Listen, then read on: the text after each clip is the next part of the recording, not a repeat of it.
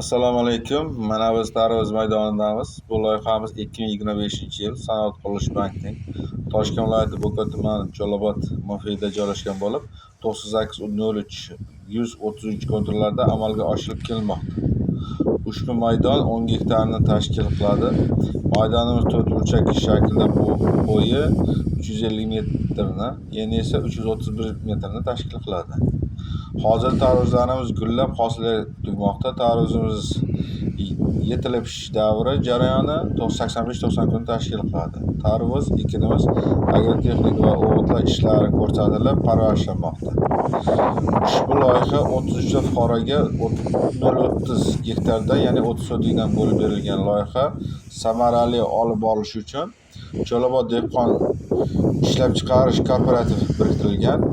Ushbu loyiha bo'yicha gektardan 35 tonna hosil olish rejalashtirilmoqda.